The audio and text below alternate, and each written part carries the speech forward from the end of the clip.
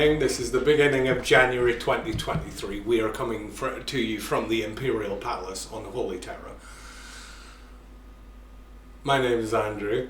I'm sitting here with Juan. Hello.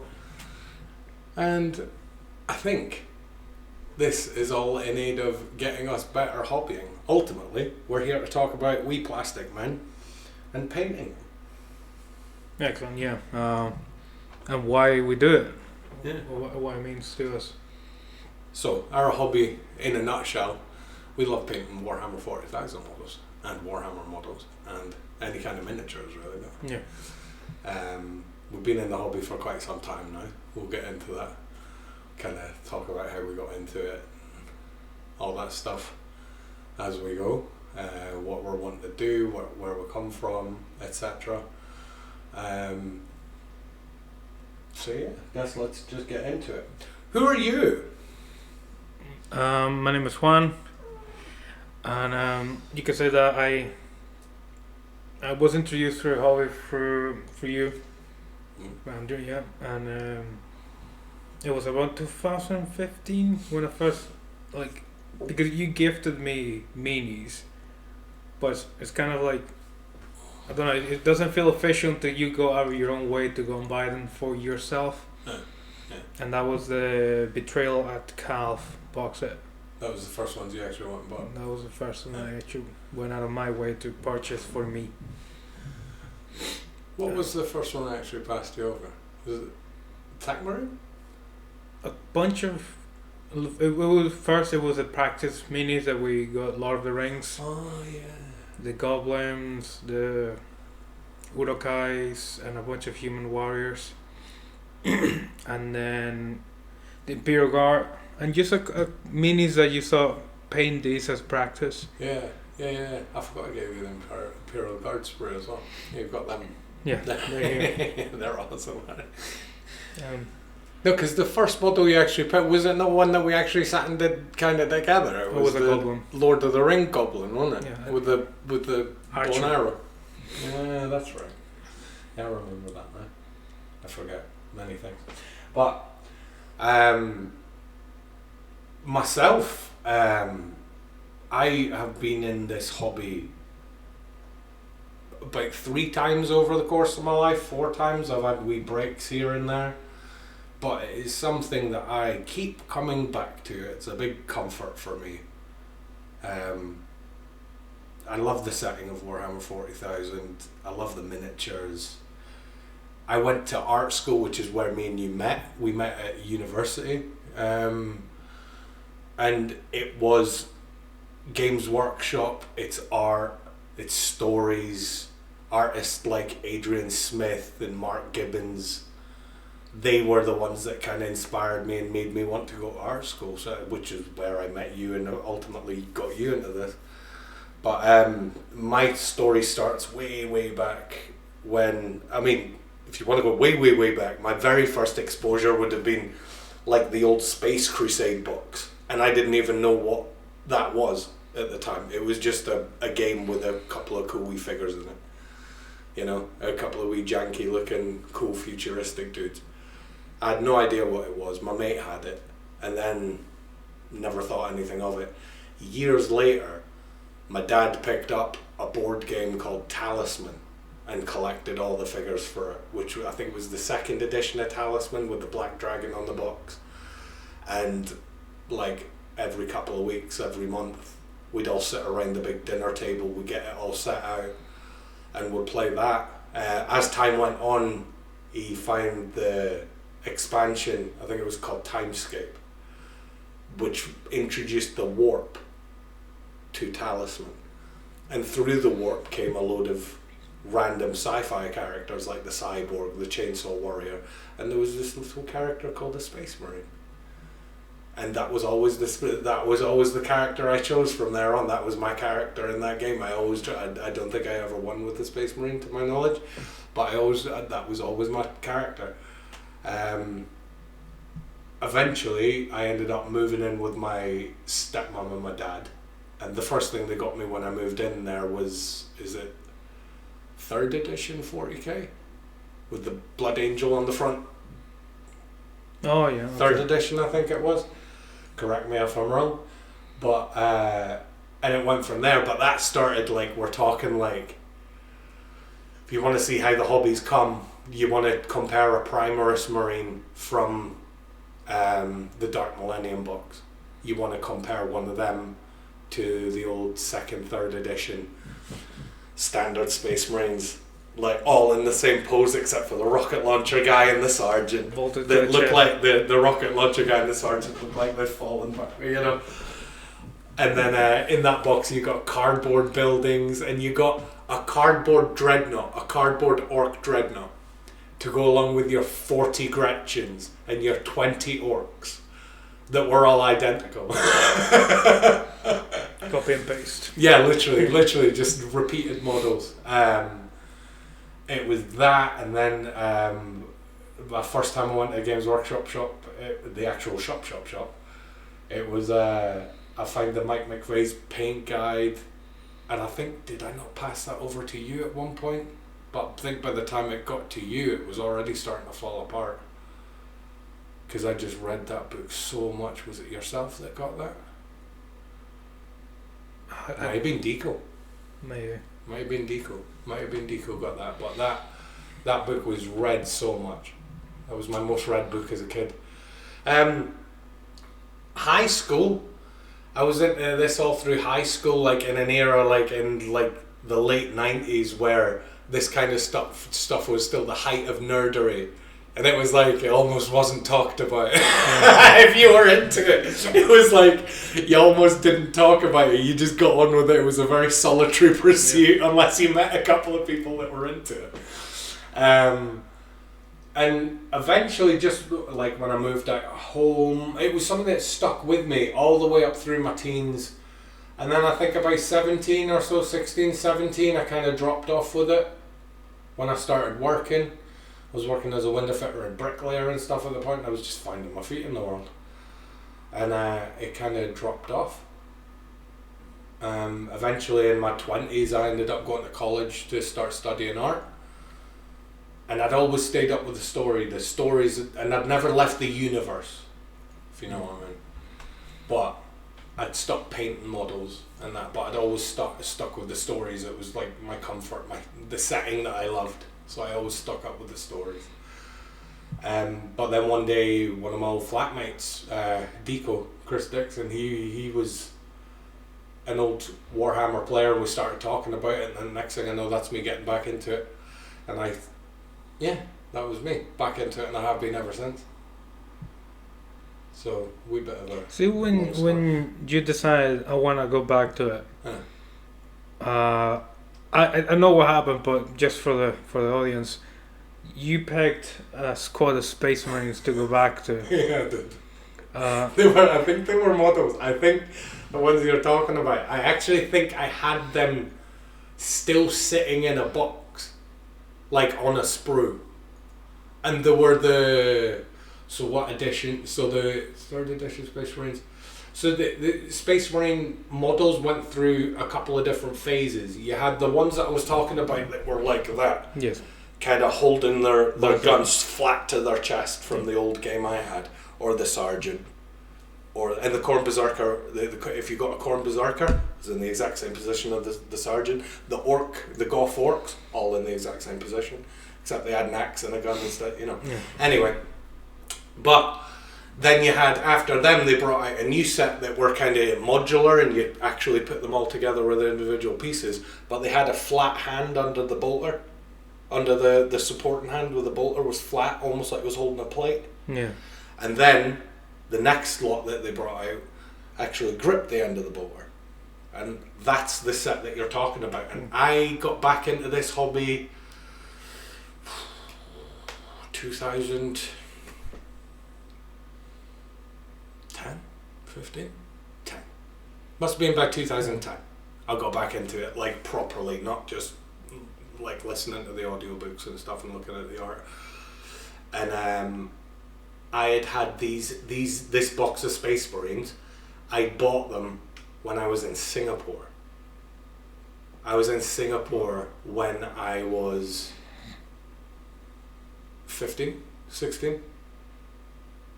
and I was born in 1984. So Did you carry them with you? yeah, they just followed me. Yeah. So from when I was about 16, so I'd had them about 7-8 years, just sitting around. Weird. That's what I'm saying. Like it's a hobby that has always stuck with me. Even when I had that massive gap for it, there was always something there in my cupboard. You know, I'd never truly left it all. Most of my paints had dried up. I rehydrated a lot of them. Like I still had all my paint and stuff. But yeah, the Space Marines I chose. They were misguided, because what I got in my head was, because I remembered from when I was a kid, I get quite sweaty hands. So as you're painting, you must have had it where you rub the little paint off the edge at the corner of the model and it gets back down to the primer. Particularly capes. Yes, right. So that used to frustrate the hell out of me, and I remember this, and this stuck with me. So with these, and then with another set, which I think these did actually go to you, they were a set of Space Wolves. Yes, I have. Yeah, you've got them. If you look at the texture on them, after I did each stage, so if you had like a Mike McVeigh paint guide, it used to be like 5 stages, so you'd have your base coats, your recess wash, your da-da-da-da-da. I effectively followed that process, except I wasn't very confident with highlights. I wasn't confident with edge highlights when I first got back into it. My brush control just wasn't there. And but between each stage, I hit the things with a matte varnish. So I wasn't rubbing the paint. But by the time you've got 4 or 5 coats of matte varnish on, you can actually see the texture of the varnish. That's why all of these old models look a little bit stipply. Yeah. And like the Space Wolves, when you see them, they're even worse. They almost look like they didn't frost, but they almost look like they frosted, because I was hitting them with varnish in between each step. But yeah, they were the kind of Blood Angels-y looking ones. They were kind of an ode to the original, the first box set that I picked up. I wanted to do some Blood Angels in that colour, but at the time as well I didn't have any transfers. So they've got no markings on them, except for I think the sergeant's got one on his knee. Yeah, the sergeant's got one on his knee. But yeah, that was my first kind of jump back into the hobby, really. Didn't even do the bases on them, they were just on flat black bases. Like I didn't even have half the stuff I needed. I had a basic set of paints that I was able to rehydrate, and I just kind of figured out I could get that out of it. And we met before you jump into the Space Wolves, right? I've just had a memory, literally as I'm looking at these. I know when I painted these. I painted these my first year at college, was when I got back into this, with my first year at college. Mm-hmm. So I must have had a dip into it. Yeah. And then stopped for a bit. So yeah. So there you go. Sorry, talked over you. No, it's okay. Because I remember you working on the Space Wolves. Yeah. And then, was I making the goblins, or was that in between? But it was. I can't remember what, because you were very strict with yourself about what you were painting. You always have been, even till now you are. Yes. And I understand this, right? I think it's something we touched on just in chatting. Was you're too worried to commit to like a big force until you know you're good enough. Yes. I think confidence stems from making mistakes and knowing them how to fix them. Yeah.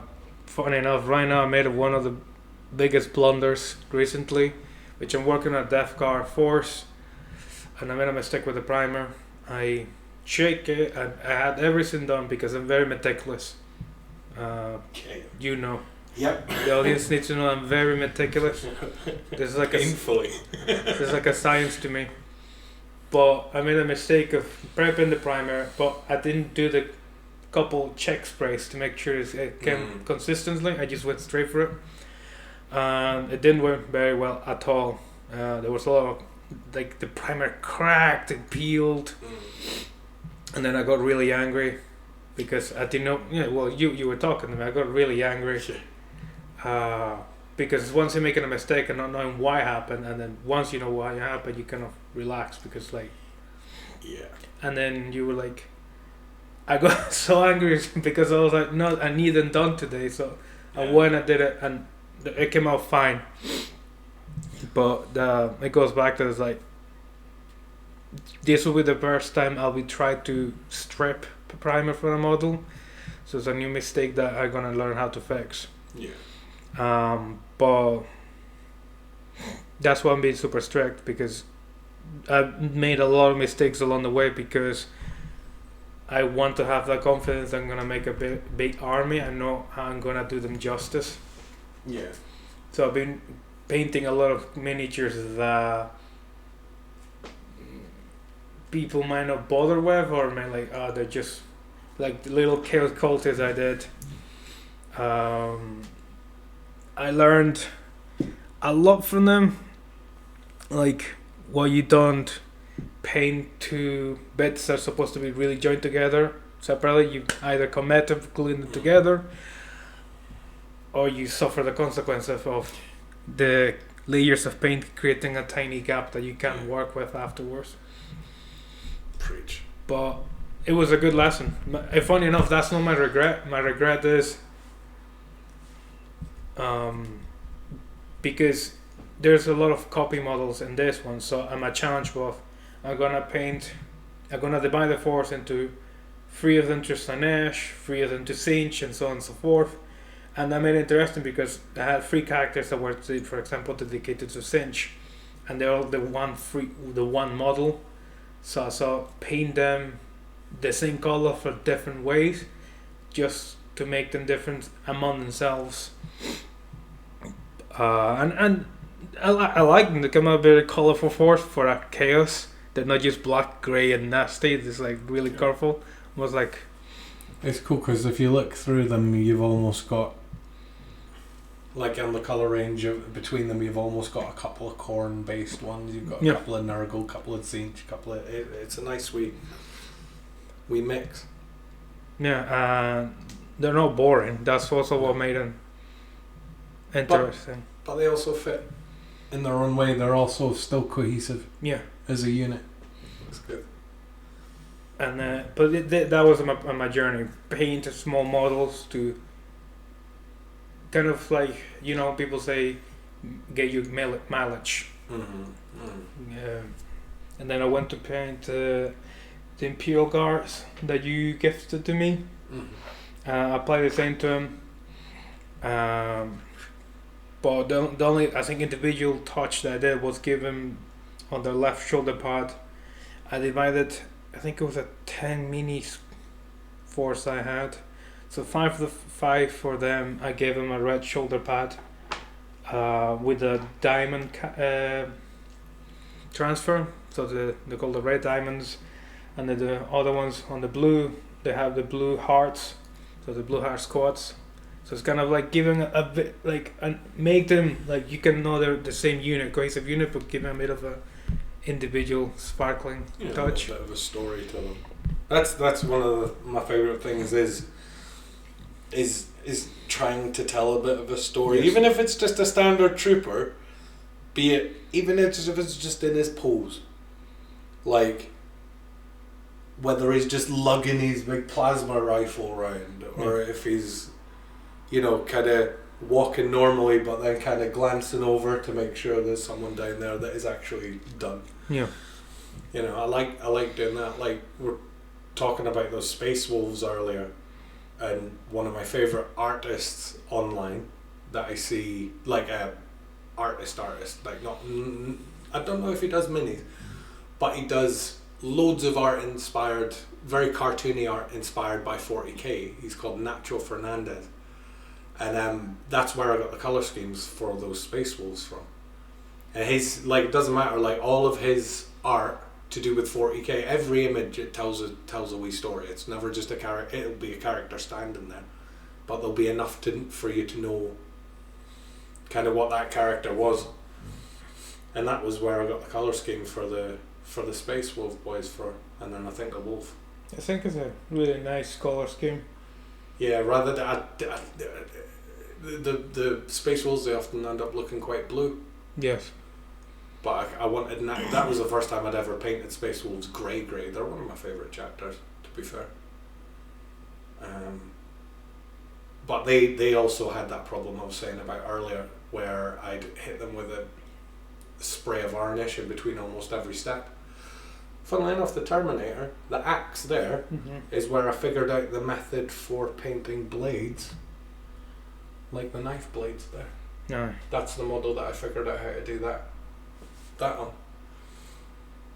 So it's good when you talk about mileage. It all counts. Yeah. It all influences your next model. You learn something every single time. You know, and there's still stuff back from there that I'm doing on models now. You know. Because the temptation is, I want to buy the biggest, coolest models and paint it from the first go, and you. Because you gave to me the metal typhus. Yeah, the old one. And, that's right. And like, oh, that's so cool when I paint it. And you're like, no. Yeah, But now, funny enough, he's prime now. Yeah, you're at the point now where you're about to tackle him, which is like, it shows awesome progress. Yeah. You know.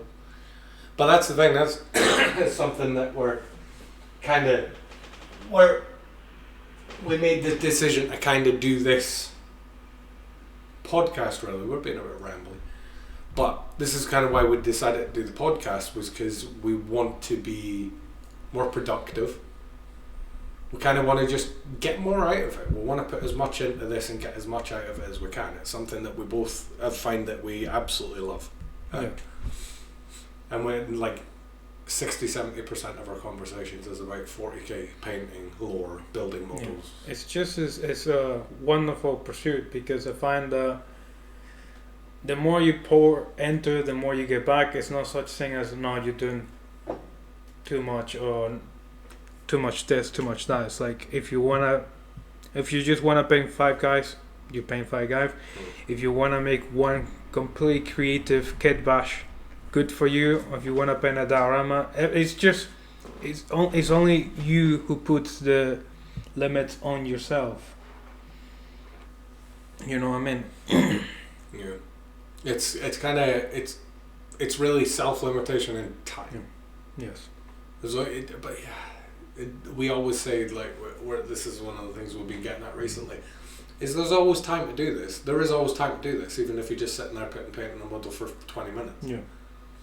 And it's surprising how much you can get done in 20 minutes on certain kind of stages of painting. You know? Like, you can get quite a bit done in a short amount of time. But remembering that. Like, especially like with me, you know what I'm like, if I'm going to sit and paint, I paint for the day. Yeah, yeah. I sit at that day, I'll get what I need to do in the morning done. And then the rest of the day I'll sit and paint. And that's something I'm trying to get better with.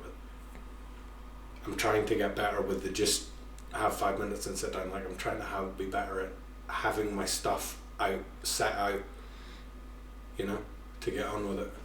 But I think over, like, since, to be fair, if you remember me working on those Space Wolves, I've made a lot of progress in that time. Yeah. Between then and now, which is nice to see, actually, going back. And I'm not going to do that. I'm quite bad for not going back and kind of seeing where I was and where I am. I'm just quite bad at keeping note of mistakes with the hobby, you know. I think that's also what's good about this idea, recording and kind of leaving a record of progress and changes, because the changes on those possible to your current work is very good. Yeah. Is me going back looking because I remember the goblins. They were the first things I ever painted, and then I was okay. I'm struggling quite a lot with edge highlights, so I wanted to master just paint the model clean. So that's why I did the urokais, and they don't have highlights. They're just very cleaned, very clean, and then a bit of wash, and then I did that.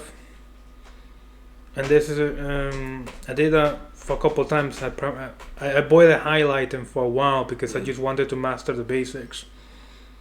And this one I did with the Chaos Cult because the highlights is very crude, but I just wanted to kind of make the mistake and refine. And then when I did the Imperial Guard, I was more confident, so is slightly better, and then I painted a Chaos Terminator, and that's when I was like, okay, I can do this. Like, there's a clear visual development, and then I painted a couple Death Guard, and I did a lot better than the previous. And that's why I want. It's just the confidence of knowing how you can fix mistakes and how you can track the progress. Yeah, and it's something that this is going to be massively beneficial for doing. I remember when you showed me your wee Chaos Terminator. It was your Chaos Terminator and then your test model for your chapter, for your homebrew chapter of Space Marines, where I was like, no, you've hit a point where you should go for it now, because this boy was super clean. Yeah. Your test model for your chapter was super clean, and I remember when you were finishing that, because you were hesitant on finishing it because the last thing you had to do was the eyes, and everything was so clean up to that point, wasn't it? And that was where I taught you how to do the kind of recess around the eye with the white, and then just hit it with a colour, a glaze. Yeah, I remember that. But you did really well with it. It's one of the best models you did at that time, for sure. For sure. So, seeing if that's what's your current stuff you're working on at the minute? It's your Death Guard. Yes. The base, right? With the whole lot of them on there. Yes, I made a big old diorama for them, and I painted 3 easy build ones because I wanted them to be my prototype, because admittedly the Death Guard, the new ones, are a bit of intimidating minis because there's so many little details, there's so many like tentacles or little like spikes or small skulls or decorations. They're beautiful miniatures. It's like one character genuinely feels unique, even though it's just what you would call a troop.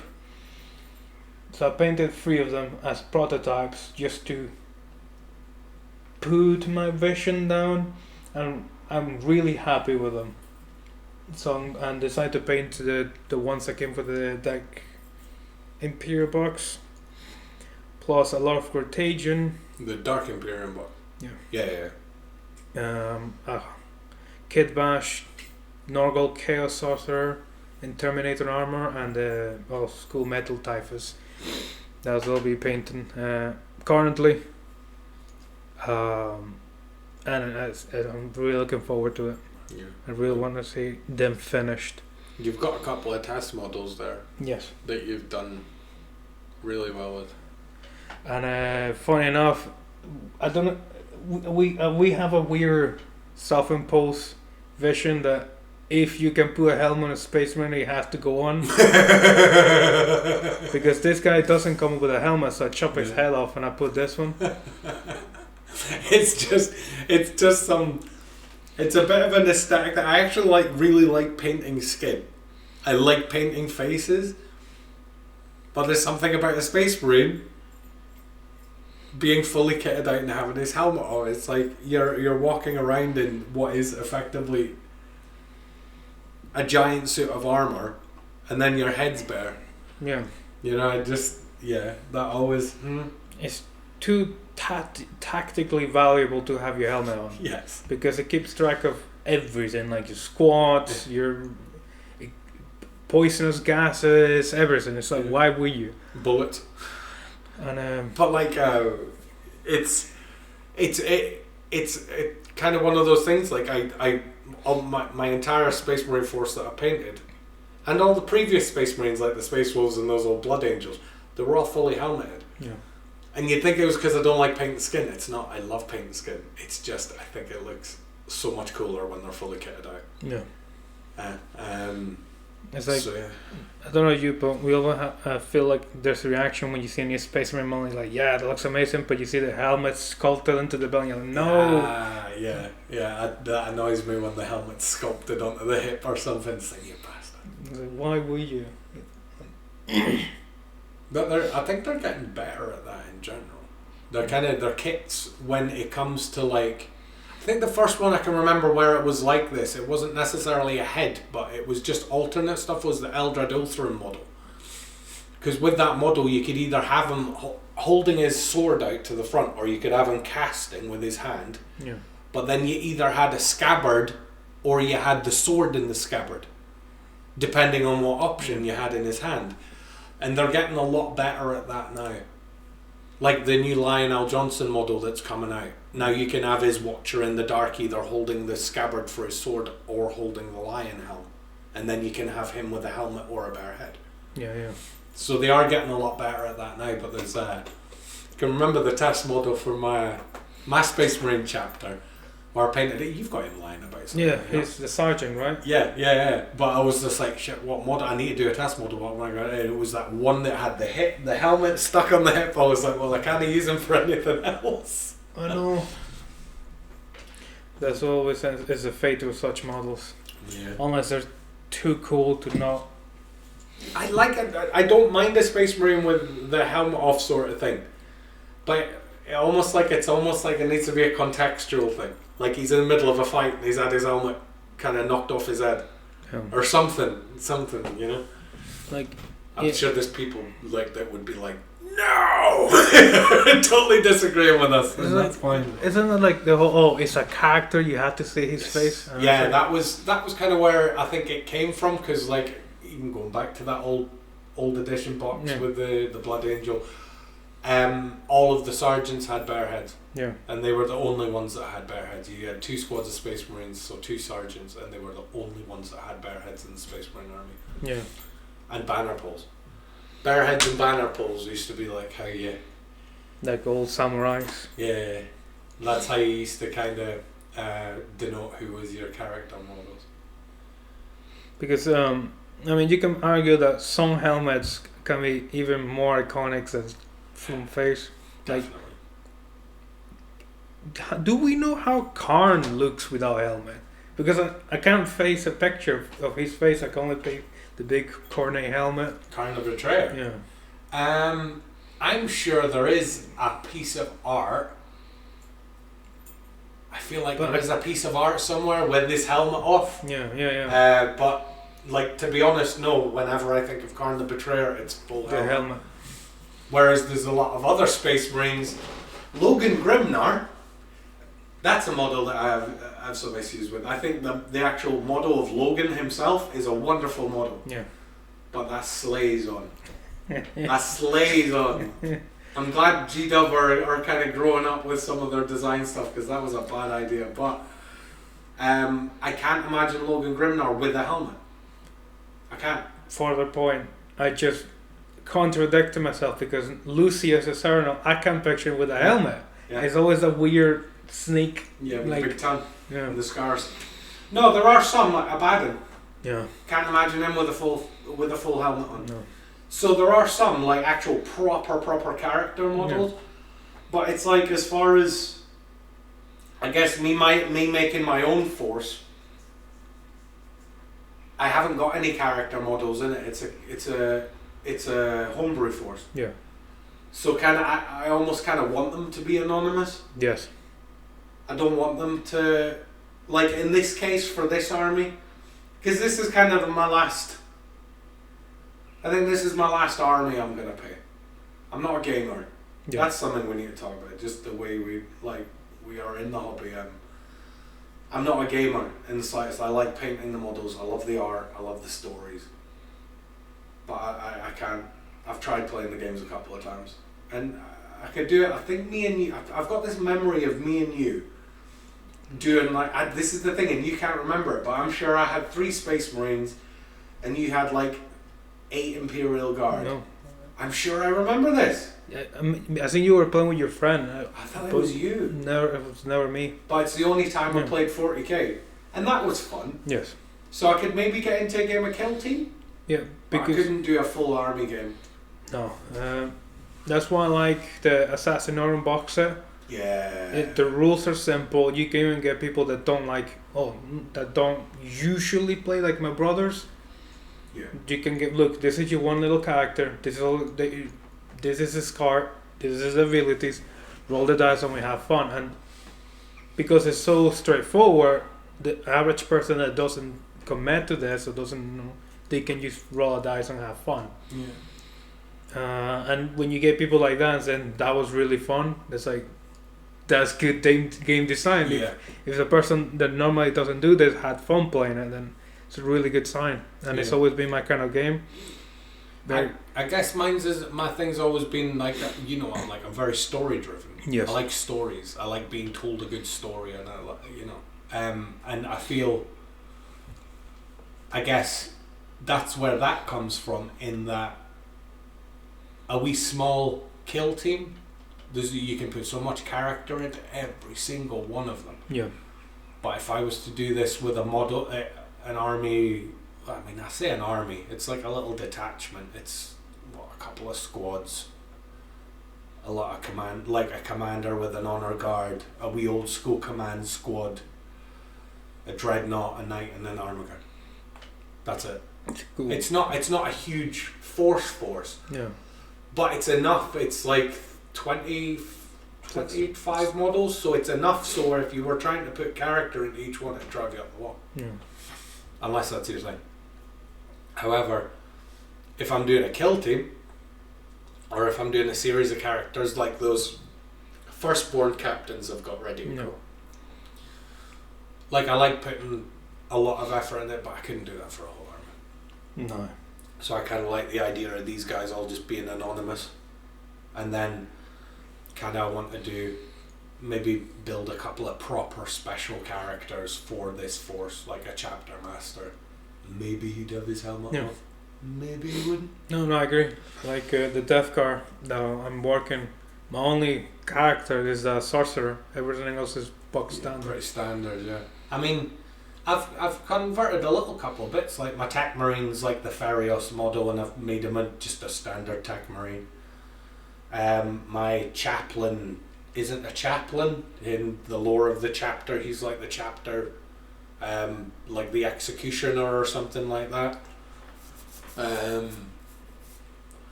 So, you know, there's a couple of little things in there, but they're still kind of anonymous. They're just little head swaps and weapon swaps and stuff, you know. Not like personal banners, personal shield. Like you know, some characters are so renowned that they have a specific coat of arms. Yeah, there's nothing like that in mind. About the biggest kind of character specific thing I've got for this force is between the knight and the armiger. Yeah. Because I've taken from the Redemptor Dreadnought, I took the big plasma cannon, and that's now on the left arm of my armiger. The other arm, it's got the big multi-melter looking thing. And then on my knight, I took the armiger's chain glaive and put it on the back of the power fist, so now the knight has a power fist. But the idea is that the knight is all kitted up for mainly close combat, but then a big rocket pod on the top. So it's got a bit of range stuff. Some flexibility. A little bit of flexibility. But then it's kind of long range and then close combat, whereas the armiger is supposed to be like a wee drone that kind of fills in the middle gap and kind of runs interference for the knight while it gets into range and stuff. So, I mean, outside of that, I haven't really, and like where the color scheme comes from, and like a couple of shoulder pad swaps, they're all pretty standard. But in saying that, they've come out as quite a happily wee unique looking force. Yeah. Like, I didn't want them all over decorative. I wanted them to just be almost like what's the boys from Astartes? No, I can't remember. You know how they're just they're like the SAS, they go in the clean house to get out. Yeah. That's what I wanted my guys to be like. I didn't want all the many imperial charms and the this and the that. But all I've got left to do on these is the knight, the dreadnought, which is built. It's already built. It's ready to go, or at least in sub-assemblies. And then the librarian. There you go, the librarian. I'm doing something kind of fun with. I'm making it into a wee vignette, so it's on an extended base. And then I've got a couple of wolves that I'm thinking about painting them up so they look like they're made out of the same energy that like warp energy. Yeah. So that'd be kind of cool. But that's it. That'll be my last army. Just with kind of what my goals are going forward. So, but you're just on that note. You've got your homebrew chapter sitting there, and you're still not ready to start cracking on with them, all right? I have 2 projects that I want to complete before I dive. Finish its Death Car and Death Watch Force that I made. The Death Watch Force is fun. It's gonna be amazing because it's a Death Watch made of homebrew chapters only from friends. Yeah. And which gives us the liberty to be as wacky as, again, they're not rule legal or rules bound. They never were. They're just like rule of cool and fun. Yeah.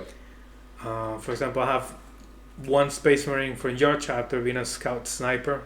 Yeah. With Which fits in with the lore of my chapter, because the whole thing was that they were all the chapters based on kind of a bit of Scottish history and a bit of like they're painted up looking like the Scottish rugby team. They're in Scottish rugby team colours, not even a rugby man, but the colour combination's good. And then kind of they honour the old ways by bringing some of the Firstborn chapter stuff through to theirs, like command squads and stuff like that. And one of the things was that one of the proper lore bits was that they were supposed to be a chapter that more specialised in kind of longer drawn out conflict. Attrition warfare. Yeah. And one of the things was, as Scotland is kind of known for with sharpshooter or snapshots and stuff, is sniping. So you kind of took that on board and made my chapter a wee sniper. It's all cool. Yeah. I like it. He has the Phobos kit with a big sniper rifle, and I kind of butcher the right shoulder pass so I can fit a proper one, because that was a discussion we had a while back. Yeah. Because of the Phobos design, whether you like it or love it. My reasoning for doing it is because I couldn't have the entire force with shoulder pads and him not having one. Yeah. It's because being Death Watch, the left one will always be the silver one. So And the Death Watch shoulder pads are huge. so I saw there's no, if with this kit I have no way to represent his chapter shoulder pad, so I have to chop up and put in one, and you wouldn't tell different. It looks perfect. Yeah. So that is Death Guard, Death Watch, Love Death. Before I jump on my homebrew chapter, the Ashen Wardens. Something you touched on there was the whole rule legal thing.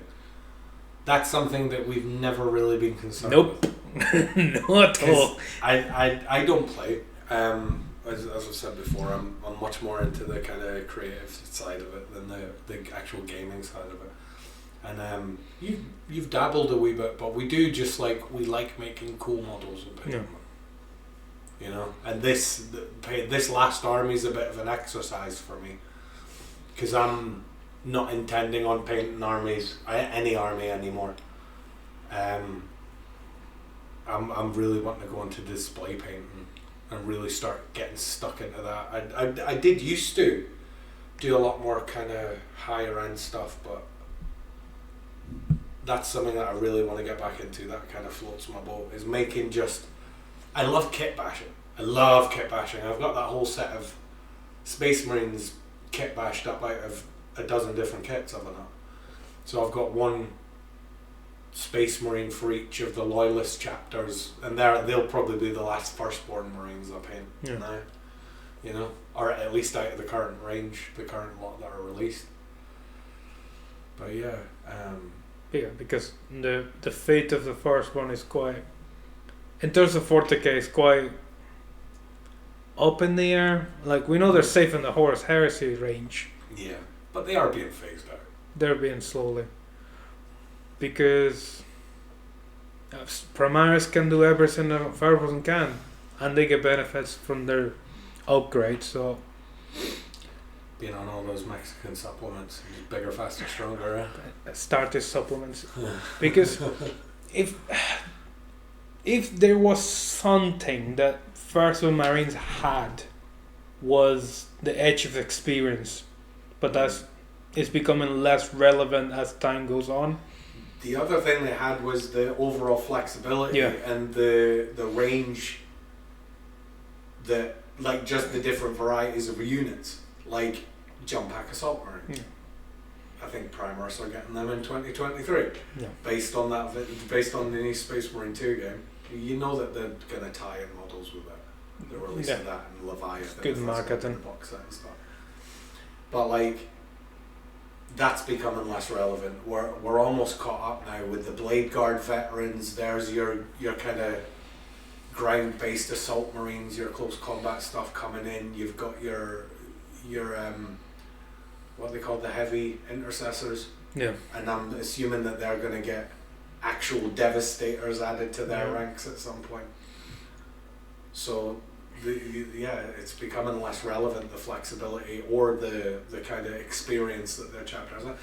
Which is kind of something I tried to lean into with the lore of my chapter, was they kind of still follow the old codex way, not necessarily to the letter, but they still honour a lot of the Firstborn Marine traditions and stuff like that. But yeah, that's why this was kind of the last army I was doing, because it was just like, well, you know, we'll do something to honour the old and then kind of move on with it. No. So that's kind of where we're at the minute. What's your kind of goals for this year? What you want to get out of this year? Finish the Death Guard.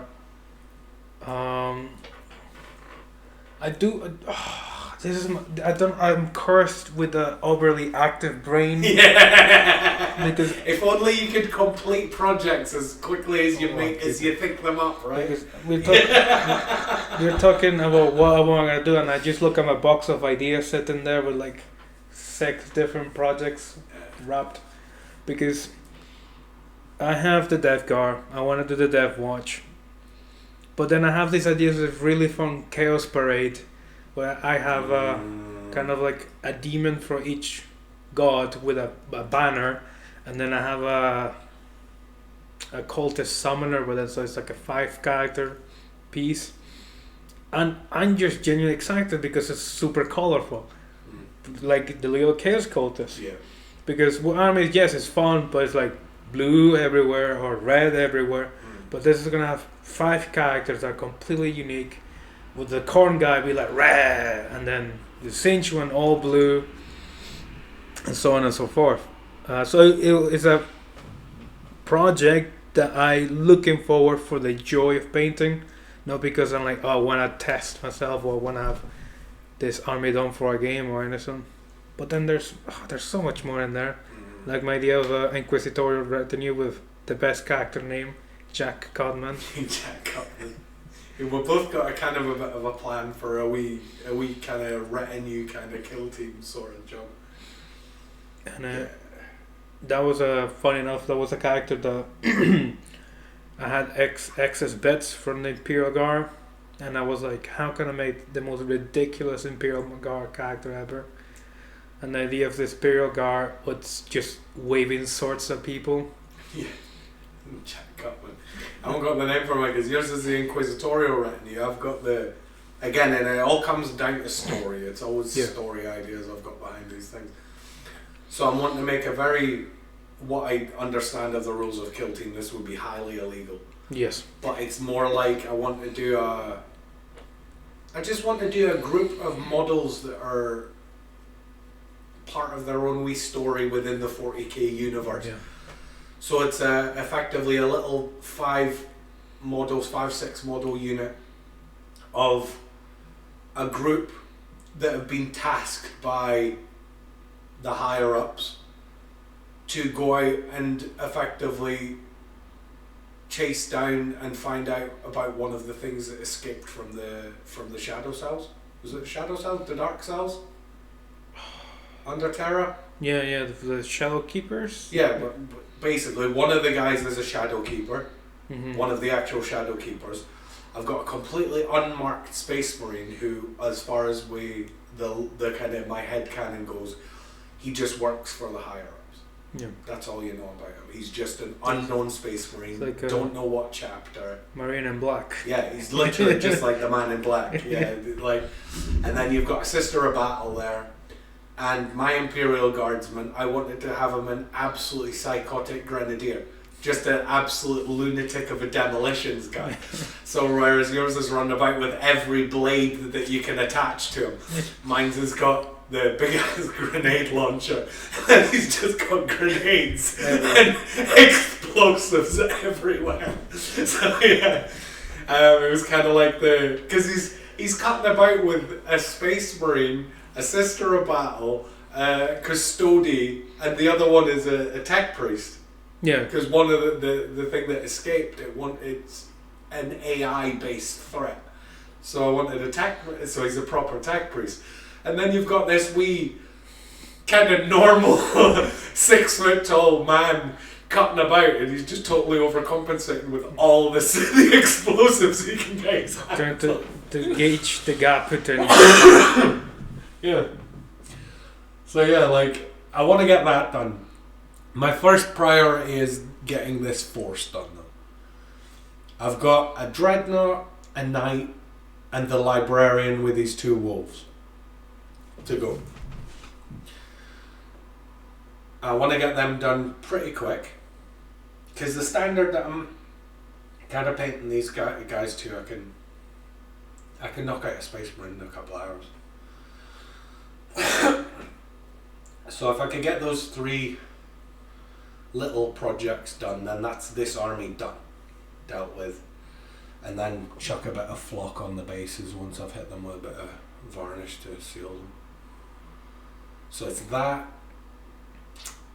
Then I've got the retinue there. I've got those firstborn space marines. What's the other one I've got?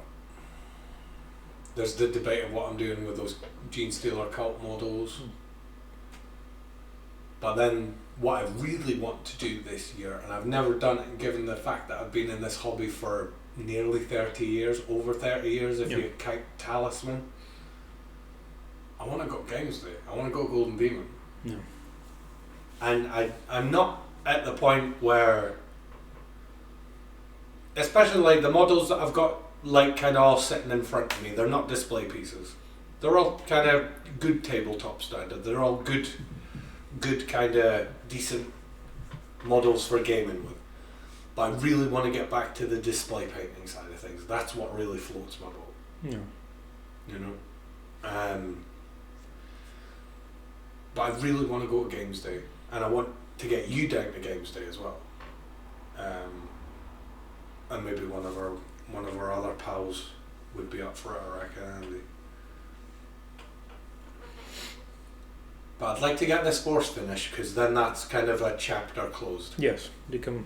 I can properly move on from this, and yeah, like you say, new leaf, new page, new chapter in the book. And I'll be doing the photographs and find little specks of dust. Oh yeah.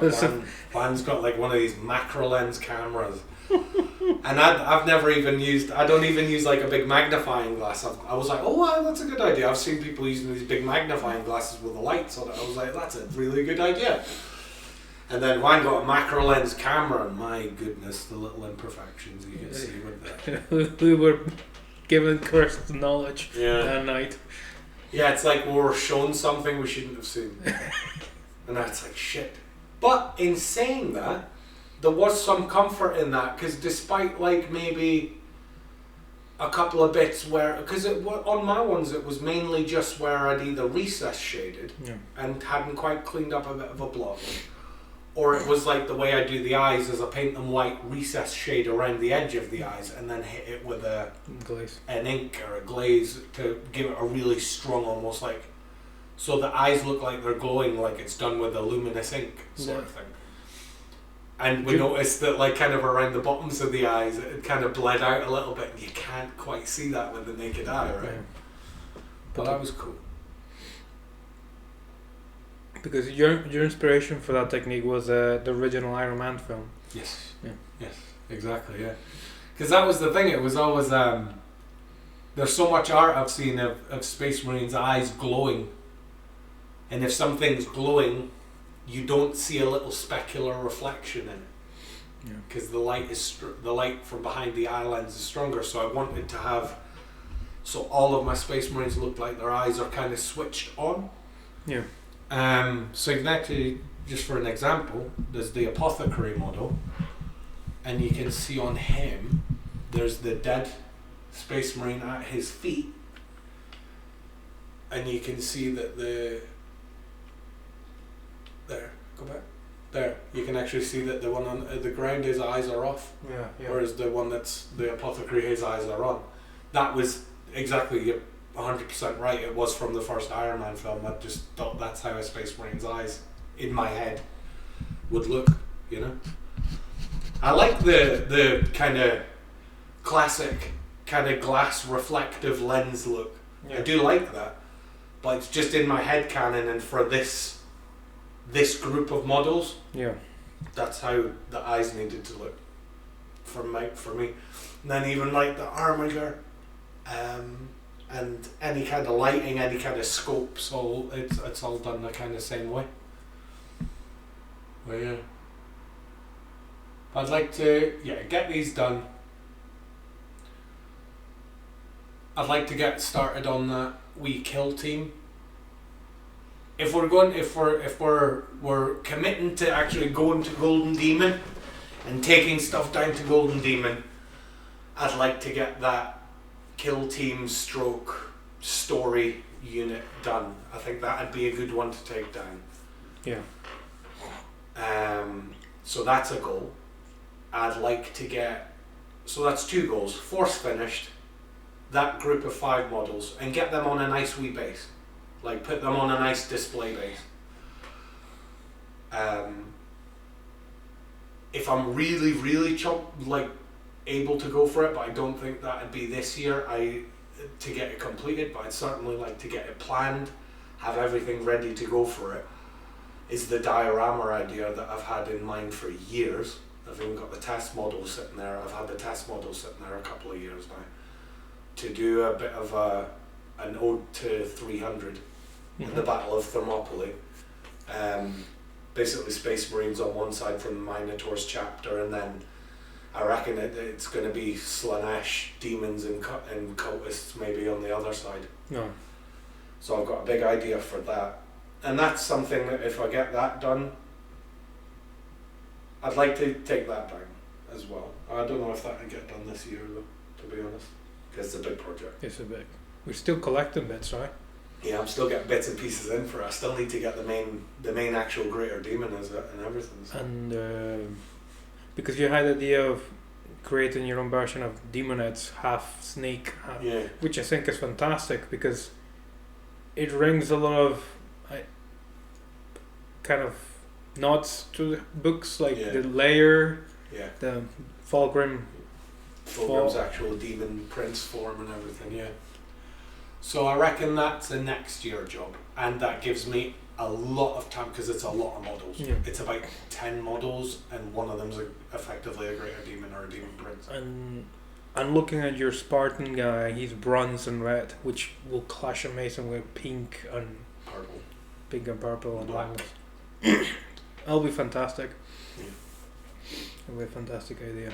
So I don't think that's a goal that I can get completed this year, but I could certainly have everything in place to have it so I can start it in a year's time. Yeah. So, finish the Stormhounds, my current Space Marine, my homebrew force. Paint that kill team as good as I possibly can. And regardless of what they come out, we'll see if we can get down to Golden Demon. I don't know if we'll be able to get an entry ticket or what, but we'll get down there and we'll actually experience it. Yeah. I want to do a lot more something I actually really need to do? I need to break out my airbrush. I've never broke out. I broke out the airbrush to I think it was to base coat him, the lieutenant.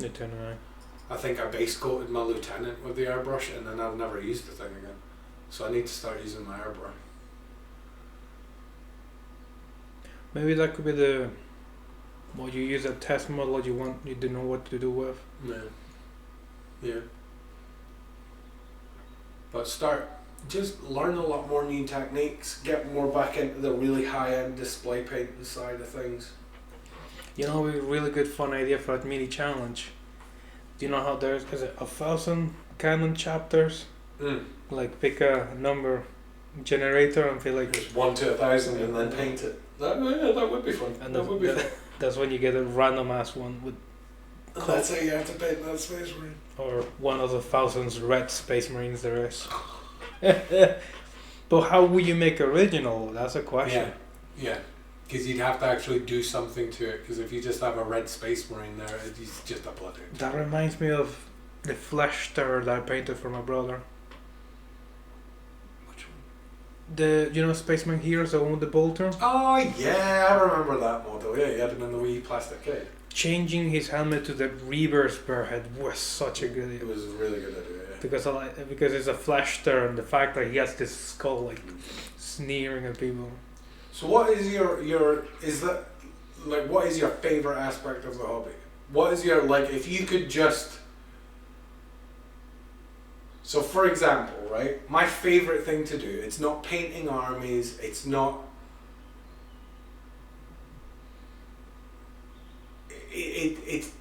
telling story with models, but the way I like to do that, I love kit bashing. I love making characters.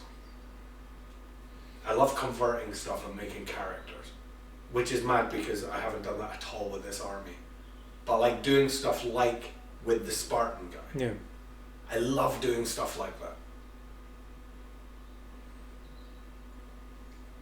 I guess is I don't know. I think it's the ability to share, because one of the other hobbies, playing games, watching films, but this is something you can build, and you can walk up to someone and say, "Look, this is what I made," and they can be like, "Oh wow," and they can experience it. It's actually tangible. Yeah. That you can show with another person, to the point that you can hand them to someone else and they can play a game with. So it's a tangible thing. Yeah. No, I get you. For example, the flesh terror that I gave my brother, he's not a Warhammer person, but he can really this is really cool, thank you. Yeah. That's something I was joking about. My girlfriend's brother, as you know, is very, very into cycling. Yeah. Let's just say that. So we were talking about this year, if I was getting in on the Secret Santa, and we're doing it next year. And it was if I got your brother, I'd just end up making a Space Marine on a bike. Yeah. I'd kit bash him a Space Marine on a bike, and I'd make him something really cool like that, And so yeah, it is a wonderful hobby in that way, and it's just something I like. Is even the frustrating bits of this hobby aren't that frustrating. The most frustrating moment I've had with this hobby in recent times was I had a set of models that I painted quite some time ago. They're very sensitive about this. Yeah, very sensitive about this. It made me upset. But I've had these models sitting there for ages, and when I got a new camera and we'll get new good photos of them, and we'll take them out of the pack, and it didn't just fall apart. Literally just fell apart in my hand, didn't it? They were cursed. Yeah, and I've put these models back together so many times.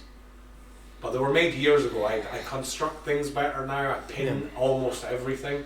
And we have the Tamiya cement. Yeah, the cement. But that model, when I put that wrist back on for the 6th time, and it just slid right off, that ended up getting buggered, and I bounced that off a wall. So that's about the most frustration. And there's only one other time in my entire hobby and career that ever happened. And it was years ago. It was one of those old Space Marine attack bikes that were made of metal, and they just did not go together. They were half metal, half plastic. Oh wow! Yeah, they were painted. Weird. Oh, dude, yeah. We should do one of these episodes, just like we'll do themed episodes, but it'd be awesome to do one just on the progression of minis in the tech, because like you've been into this a good while now, and you've seen in the past 5 years the technology and the models jump, just amazing. But like when I was saying, when we had the original Space Marines going from that to then when we had that, and then we've got that, like that was like epic. When it was just like the hands just articulating. And the ability to actually put together a modular kit. The first time they made the kits modular, I was like, wow. Because I like going back to the beginning, I jump in properly with the Betrayal Calf. And that could still, they were look good minis, that's fantastic. But then the new Lord of Change command is like, what is this? That thing's disgusting. It's like, it's just, I don't know who they hired or what they figured out in those couple months or years that it just went supernova. Yeah. Well, it's said that they say that they do things, Games Workshop have things kind of in place about 3 years in advance. Yes. Or things are happening about 3 years ahead of what we think they are. It's mad that they manage to keep the secrets as long as they do. It's mad that they don't get like big leaks, like bigger leaks than they do. Because can you imagine that in other industries? No way. No way. No way. But no, like to go from, oh god, what's a good example?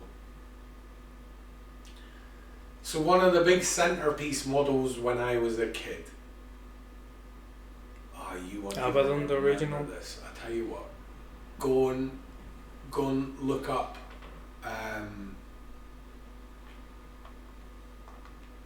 Just because you mentioned the Lord of Change, go and look at the previous Lord of Change model that served as the Lord of Change for about 20 years. It was made of metal, and compare that to the current one. That's funny because I was actually reading an article about it. But you look at them, I mean it's actually a cool looking model. The old one's still a pretty cool looking model. But it's very almost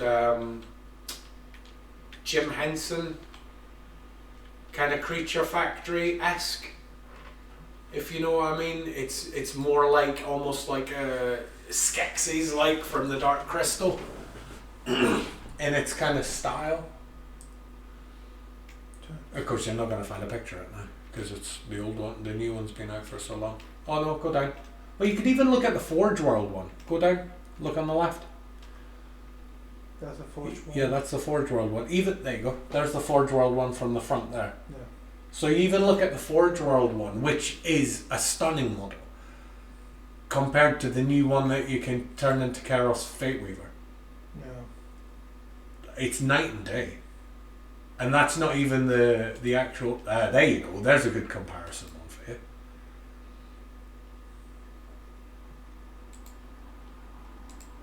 So there on the left, that served as the Lord of Change for Christ. I mean, I think that model was floating. That model came out once I was into the hobby for a couple of years. Yeah. But this is something I think we should just do an actual episode of this on.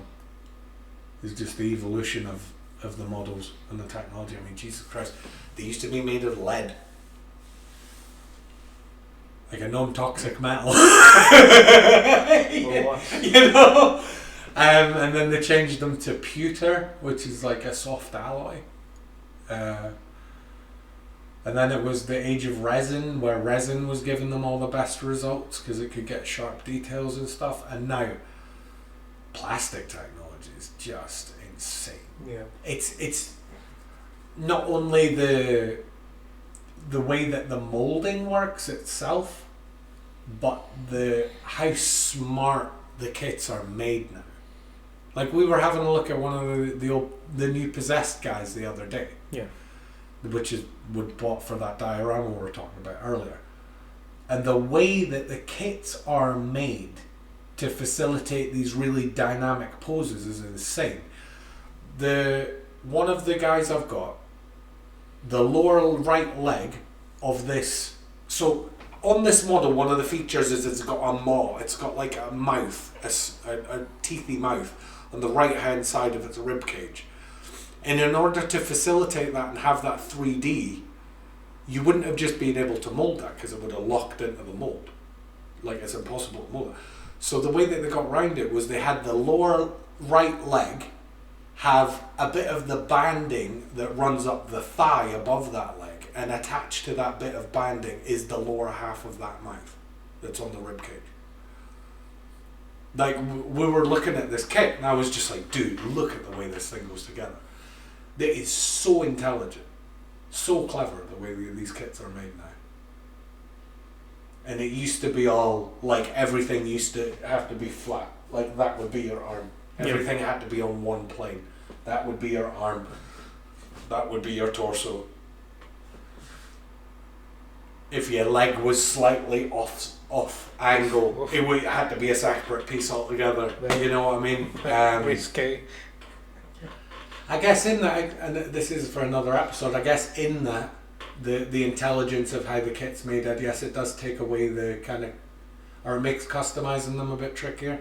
Yes, that's a balance, isn't it? Yeah, you almost have to build them and then chop them up in order to kit bash and a lot of them you're like, oh, Jesus. Like, it's a lucky time to be into this hobby. It's a very good time to be into this hobby. It's a very hopeful time, I feel. Yeah. Especially with new, I find that it's allowing the sculptors and the producers to be far more creative. Like, when you look at the Necromunda sets, you're like, wow. And, like, some of the kind of more deep lore stuff they're doing nowadays, like expanding the Necromunda range into the Outland Wastes. And Yeah. you've got, what was the Escher, House Escher have now got those mad jet bikes. You've got stuff like, on the Blackstone Fortress kits, you had stuff like the Amble. Yeah. You know? I love that kit so much. And then they've tied that in with Necromunda with the Ambots. You know, the big cyborg versions of them. One of the points of this for another show is when they make amazing kits like that and you're like, oh, I'll buy it when I can another time, they disappear. Oh, dude. How dare you. So frustrating. There's a couple that we've managed. There's one of the chaplains that I really like, and I think he was from... The Dark Imperium box? Was it the Dark Imperium box? The chaplain I'm thinking of? He's the one with the bear head, Crozius up like that. Oh, there's an Indomitus. Yeah, I think you're right. I think it's the Indomitus box. I would love that chaplain. I would prefer that chaplain over the one I've got in my army. But I can't bloody get hold of the thing. Like, without buying a box it's like 80 quid for 5 models or something, the Heroes of the Imperium box. Oh, boy. Yeah, because since I'm not an army person, a games person, I do like picking one model and having fun. Yeah. And the sword guy, I love that guy, but I didn't bother at the time. And now, good luck. It's frustrating because it's not like G-Dub can say, oh, because of technology problems we can't make anymore. It's set in there, in the warehouse. Yeah. It's like, come on, man, don't do this. Yeah, that is 1% one frustrating aspect of the hobby. Yeah, they're missing out on good models because then you just can't bloody find the things. No. Or Games Workshop making absolutely loads of them, and then people go and buying like 20 of them, and then runs out. It's like, you don't need 20 of those chaplains. It's a chaplain, bro. You just need one. It's a chapter where everybody's a chaplain. But no, it's one of those things. Yeah, it's just one of those things you kind of have to accept. If you haven't got, I say if you haven't got the pennies to buy that model specifically, then, but for example, that Chaplin model, it was never available as just an individual model. Yeah. You could never just buy it as an individual model. You had to buy it as one of these expensive sets. And because one of the fear of missing out that I do fall through is all minis, because you told me a long time ago that their molds where they're made from, they're eventually breaking. Yeah, they eventually degrade, yeah. So to me it's like, if after that happens, what, they're gonna skyrocket. This is the thing I've got with the Imperial Guard kit that I've got. Juan's brother bought me an Imperial Guard set one Christmas, and there's been 2 or 3 times I've gone, right, I'm going to do this, right, I'm going to do this, and then literally recently I was about to make that nutty grenadier guy out of it. I was going to do that, and then I was going to paint up the rest of the unit so he could either be taken into the little kill team or he could be dropped back into his unit, but I'd denote him somehow. I'd kind of I'd make him unique. But then now they've brought out the new Imperial Guard kit, which is beautiful. Yeah. Beautiful is that new Imperial, and that upgrade sprue that they brought out as well. But now I'm like, what do I do with that old Imperial Guard sprue? Because I don't want, you know, that, like, do I keep that? That this is where my mind's at right now, because we've hit a point with Games Workshop as well, where especially with everything that's happened recently, with the explosion of the hobby over COVID, and then Henry Cavill getting involved with making this Warhammer series or movie with Amazon. We're at a point where now this hobby is going to become very valuable.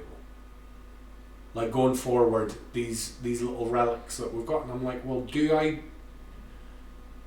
just put together that Imperial Guard kit? Do I keep the sprue as a historical artifact? Or my other idea was, I was thinking about just keeping all the pieces on the sprue, cleaning all the mold lines, but keeping all the pieces on the sprue, priming it on the sprue, and then painting all of it, like painting each piece as beautifully as I could, and then putting it in a frame. Like something like that. I know it sounds stupid, but that's a kit that isn't long for this world, that kit. And eventually they're gonna go, because people buy them for pennies. So we are in a weird spot. We're almost in a spot where I feel like miniatures are almost going to become, maybe they're going to become like more as collectible as comic books. Most likely. And then what's more valuable? Is it a comic book in a plastic sleeve that's never been touched, never been read? Or is it one that's been, you know what I mean? So it's kind of like we're at a bit of a funny spot with some of the older models. I think based on trends of other industries, keep it in the box. Because it once it's in the box and never been touched, it's always full of potential. Yeah. Because that means anyone can buy them, can do whatever they want. Don't get me wrong, you can still buy them and then buy them, painted them and strip them and then paint them, but there's always that weird of untouched, unused Yeah. Because now I feel bad, because like I've got that Squad Imperial Guard sitting there that your brother bought me, and I'm just not quite sure what to do with it, to be honest. well, just hold on to that, I feel, Yeah. until you know what 100% what you want to do. Yeah. It's a kind of cool. We're at a bit of I feel like we're at a funny turning point, because there's a lot of especially over the past couple of years, like Hollywood, like, and Disney's a bit of a big culprit for this, is they've scooped up a lot of big franchises and they've made an arse of it. They've made stuff that's been substandard and it hasn't catered to the fans. Like look how pissed off and going back to Cavill, The Witcher. People are furious with The Witcher, and now he's leaving. No one wants to watch it. Because it's one of those things. They know there's a fan base. We just want to make cash. There's not a. I don't feel like there's a time for the craftsmanship to shine through from a cinematography side of things. Yeah. And it's almost like that's what one of the things, that and not respecting the lore, and that is why Cavill apparently left The Witcher. And if he is like as big of a lorehound as he seems, then it seems like we might be in good place with him, and hopefully Amazon have learned from the mistake they made with Lord of the Rings, trying to make their own thing out of it. And with Cavill being on board, maybe it will turn into something good. Yeah. But we're at a point where we've already seen a boom in the minis industry and wargaming and in miniature painting. But it's like I feel like that was the first wave of it because that brought it to the public's eye. And now if we're talking about big budget cinema, I mean Jesus Christ, how long have you been waiting for that? Long time. And it's also fans are eager because when Starters came out, it was devoured. Astartes, man! What an absolute achievement! You know, I don't know how many times I've watched that now. You know that, and I'm sorry, I don't know how you feel about this, but Flash Gets his Furry Crusade. No, it's good. It's amazing. It's just like I said, there is certain space for Warhammer video content. Yeah. Because there wasn't any for a long time. For so long. Apart from that movie, but there's no here and there. What the Space Marine, Ultramarine ones. Oh, yeah, So- well, I remember when they advertised that before that came out, they were like, new facial animation technology, breakthrough, all this, that, and the other. It came out and it looked like a PS2 game. So it's like there is a genuine hunger from our fan base. Yeah, huge. My only thing is we're gonna have to temper that hunger because I have trust that Henry will want to do the best job he can. But the issue with something with such a prolific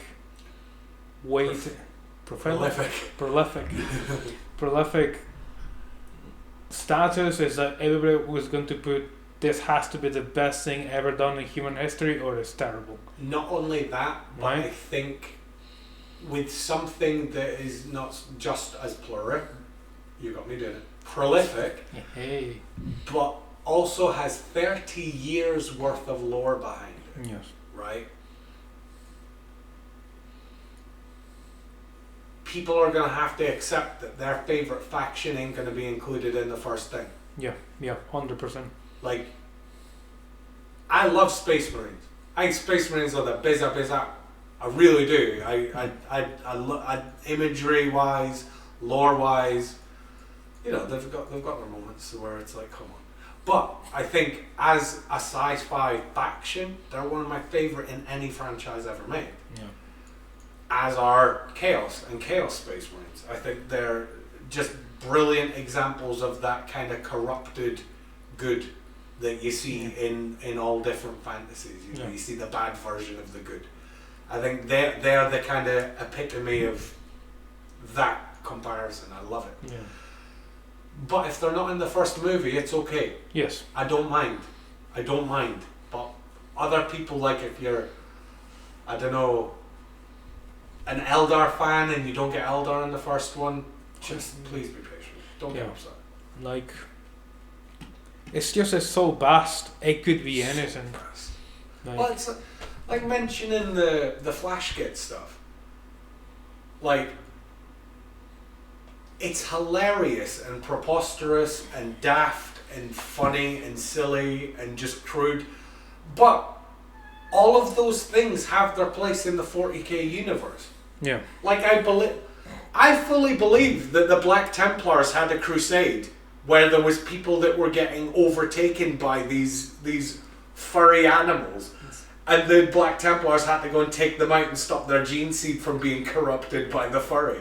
I completely accept that. There's a planet in 40k that's one giant big fat man curled up in the fetal position. Like, so I fully, like, as daft as that sounds as a concept, if you were to put a serious spin on what Flash Gets did, that could exist in the actual 40k lore. Yeah. But what they do with it is phenomenal, and I love it, and it makes me laugh. I think their work is wonderful. Yeah, because you have orcs. In one moment they're the joke button of every joke. There's a button of every joke.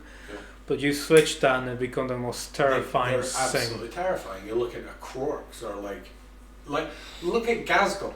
Yeah. Like Gazgul's lore is a perfect mix of he's an absolute savage, and what the hell am I reading? Yeah. Yeah. There's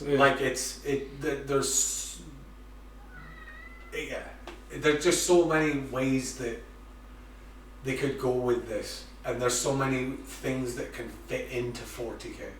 I mean, furries pretty much do exist in it. I don't know, there's those Imperial Guard muties, There's some the Faladin people, yeah. And the Sangors. Yeah, so I mean, there is an aspect of that. It's just not. Is there not like a mercenary guy who's basically a goat man? And Yeah, he's a beastman. Yeah, I can't remember his name. It's just the tone. Yeah. It's 40k, I feel sometimes it depends. It's not so much, oh, you can't do, well, there is, but it's like, it's very flexible. In terms of what tone you want to do, you want to have something really dark, like an inquisitor going for this hive and hunting down people, or you can make it humorous, or you can have like a war film. And you don't need to use Space Marines, or they even had like what was the Galver backstory where it was pretty much Beauty and the Beast. Oh, with Agartala and the Blessed Lady. Yeah, that was almost like 40k's Beauty and the Beast. Yeah. You know? You can fit so much. It's so vast. It's an entire universe, so why should all of these things not exist within it? You know? You can, like... Yeah, there's... and one of the most forgotten factors is the Iron Lords. Mm-hmm. Lords of Iron. Yeah, and then like there's what was it? There was, I mean, there's aspects of this I haven't been in it since I was a kid. Yeah. I don't know about.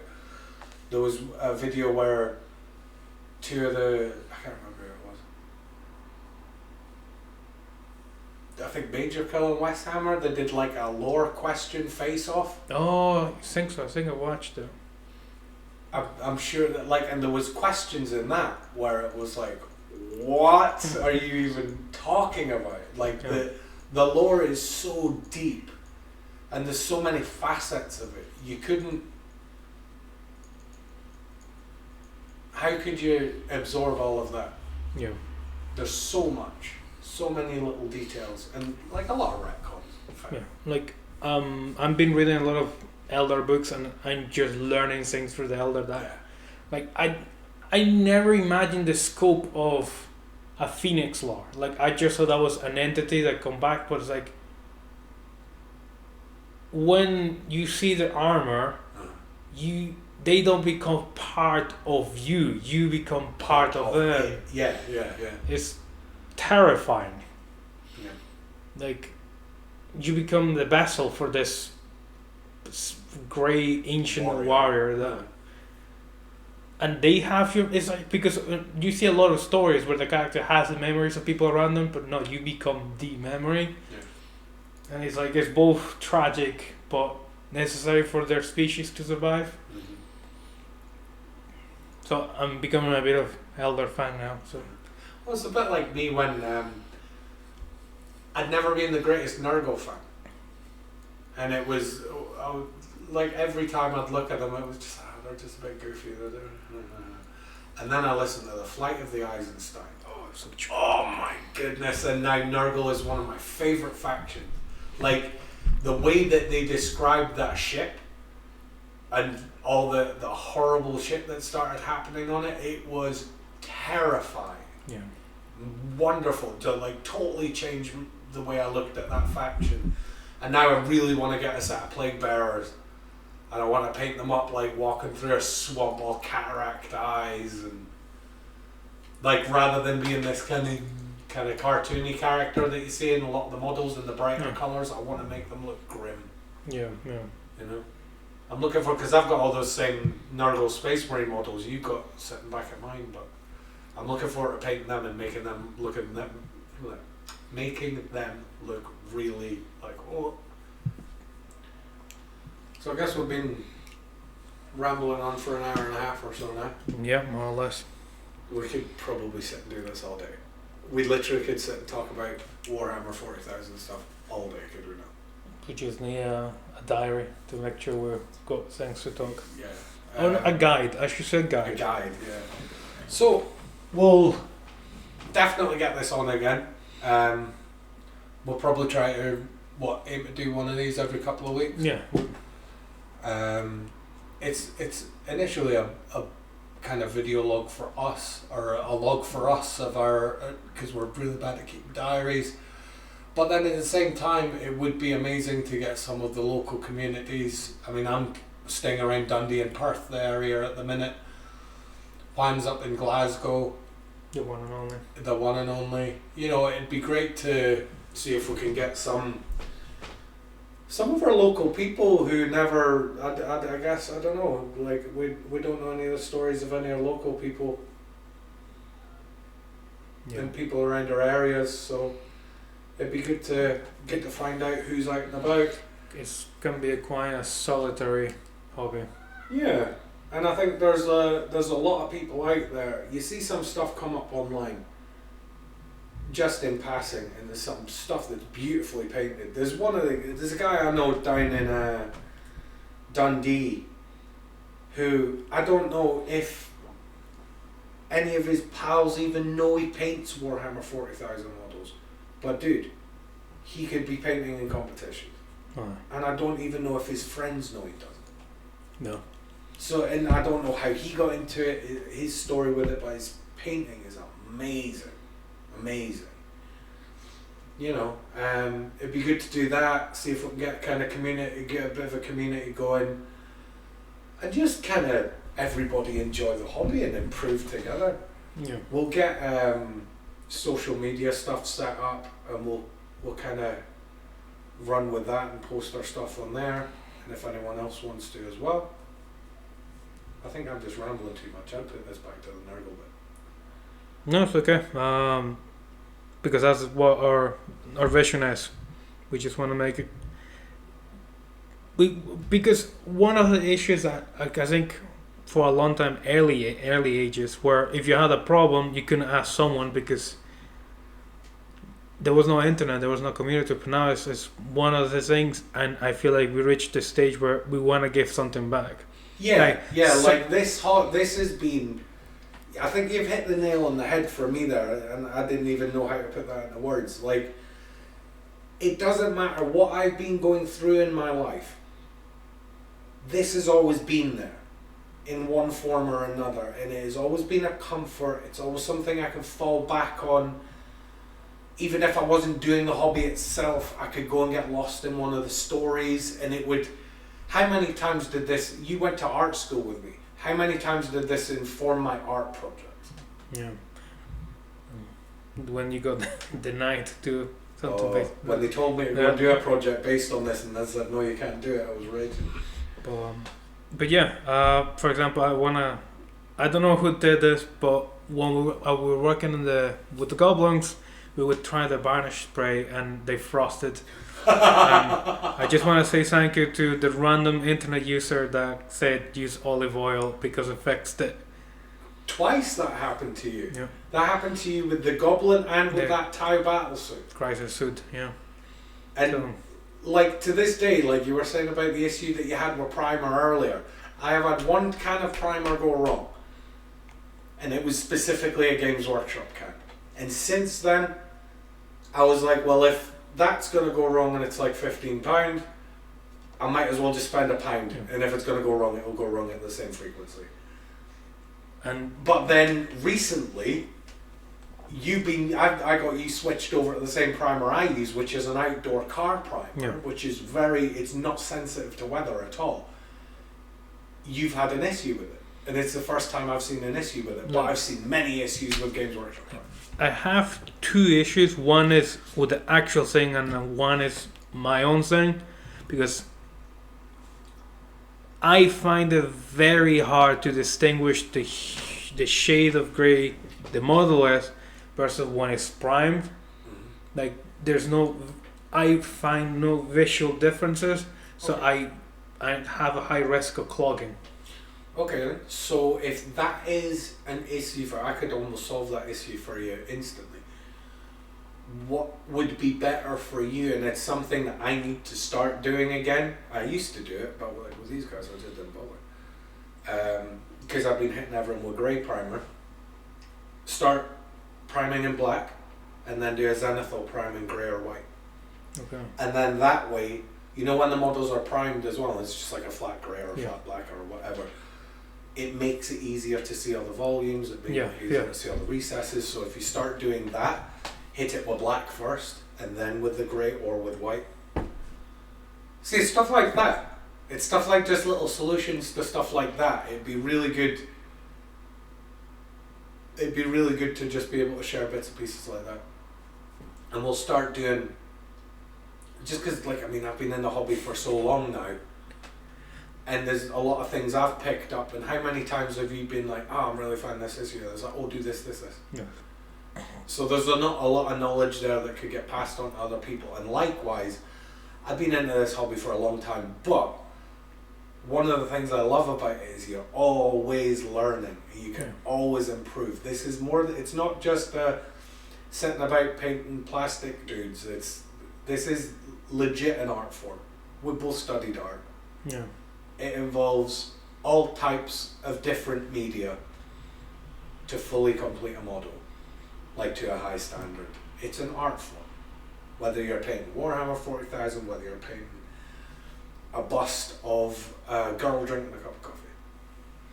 Yeah, it's fantastic because you can get so much just sticking to Citadel stuff, but then you can dip your toes in Army Painter stuff or any other third party.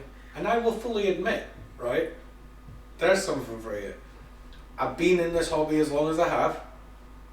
When have you ever seen me use anything outside of Games Workshop paints? No, yeah. Like I've only ever used Games Workshop paints, and that was when I was back entering competitions and stuff as well. That's funny. It's a lie because I did buy a non-G-top painting. Did you? Yeah. What'd you get? This one. Is it Vallejo? Yeah. For the bottom of the swamp. Oh, okay. Well, I mean, the Vallejo stuff, it's supposed to be cheaper, right? Like, considerably cheaper than G-dub stuff. And you get the drop of balls. Yeah. So it doesn't dry out. Yeah. But yeah, like, and at that, so I've only ever really stuck to Games Workshop stuff. The last thing they brought out that I added to my toolbox was the glaze paint. Yes. The green, the red, the yellow, and the blue glaze paints. Oh, and the burnishing paints on. So good. Yeah. I'll sing the praises every day. So I've never even used a contrast paint. I got one, but I've never used one. I've never even touched one. So like, there's a lot of this stuff that, even like, so between us, we've got 30 years of hobby experience. Yeah. Yeah. Well, 35, because I'm pretty much at 30 now, so 35. And even then, there's so much stuff that between us we don't know. There's so much stuff we haven't tried, and to be honest, like, to be reaching out and starting trying these different things when I've only just stuck to them, I think that's, for such a long time, I think that's quite valuable. Yeah. Because we're going to be able to learn and pick up so much. And hopefully meet some cool people along the way. Yeah. Who will also be in the same mindset and want to do the same thing. We can all get better together, love our hobby together, talk about nerdy stuff. Who do you want Henry Cavill to play in the Warhammer? This is what we'll close on. Who do you want Henry Cavill to play, or what's your idea? Could they do for? I had a couple ideas. Okay. Very biased ideas. One of my ideas was make a 20 episode season. Mm-hmm. One episode focused on the origin of each Primarch. Mm-hmm. And because Henry can play a bit of a Primarch here and there, but keep it like an hour long. This is the story of every Primarch. Mm-hmm. Because that would be a good way to introduce fans. It's like, what's a Primarch? Watch this. I think My idea along those lines, it's along the lines of what you're thinking with involving the Primarchs, right? Because through the Primarch stories, you would get, and this is through the Primarch stories, you'd get introduced to all of the different aspects of 40k. Yes. Right? I don't know whether you do the origins or whether you do when they were found. Okay. You know what I mean? Yeah. I don't know how you do it, but the big kicker, can you remember when Tom Hardy played both of the Cray brothers? Yes. You get Henry Cavill to play the Emperor and all of the Primarchs. Yeah. I don't know how you deal with that with Vulcan, because that would cross some lines that people wouldn't be happy with, and that's fair play. But imagine if you could do that, because the way that digital technology is and the amount of money that Amazon could throw at this, they could literally they could deep fake him into a different character. They could just change him ever so slightly, you know? I was going to say, I mean, Henry doesn't even have to play, but as long as he has the direction and the producing, I'm happy. Because hopefully he's going to, and I don't mean this in a bad way, I hope the man's going to be an absolute lore Nazi. Yes. I hope he's going to be like, no, Jeff. No. We saw what you did with Lord of the Rings. Galadriel was not a super warrior. She was a sorceress, as I understand it. And then my other idea was one of our favorite horse heresy books, The Nemesis, the first deployment of the assassin force. Dude, that was a good book. But with that spear. Yes, that as a series. Ooh, because you can have a Henry could be the episode. No, I'm just kidding. But it's a good idea because you have different assassins coming together for the first time. They all have their own little like I'm better than you and all that fun rivalism, but they all come together at the very end. Mm-hmm. And yeah, then, that was a good book. You made me forget. I forgot about that one. You made me remember. And then you have Space Marines there, but in a very small. Yeah, you don't need a whole army. And you have assassins killing Space Marines, which shows that they're not the ultimate thing in this grand universe. Yeah. So I thought that's a really good option to kind of like sneak into the universe. Yeah. It's just so vast. Yeah. So like we were saying earlier, there's 30 years worth of hundreds of people writing lore. Different versions, different authors, everything. Yeah. I mean, what's a good entry point? I mean, the classic entry point for anything to do with 40k, the poster boys is the Space Marines. That's when you say Warhammer 40,000 to someone, they picture a Space Marine.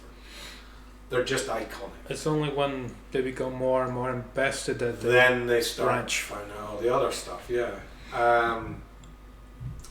But saying that, I don't know if it's where they should put all their eggs here. The only like, I think that would be like one of the most, and it's part of that. I'm a Henry Cavill fan. He made me love Superman. He made me love Superman. And I was never interested in Superman before Man of Steel. But I genuinely think he's got the acting chops to be able to pull something absolutely mental like that off, like play the Emperor and all his Primarchs. Yeah. In some capacity. I don't know how to do it, but someone like Cavill could do it.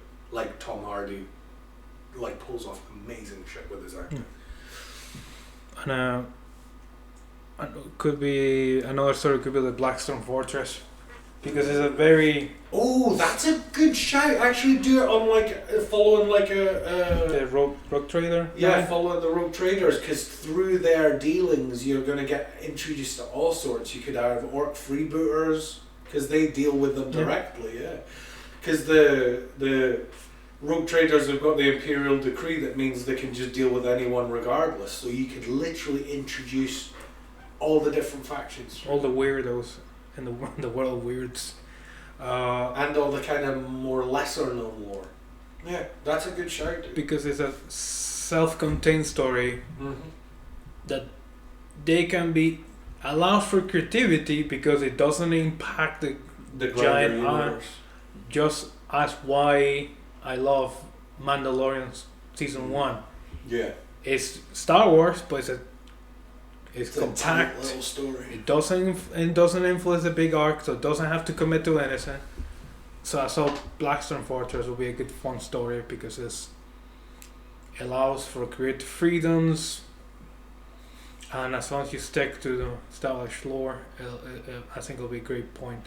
I don't know if you'd need to necessarily limit that to Blackstone Fortress, but I think you've hit the nail on the head as far as following the Rogue Traders.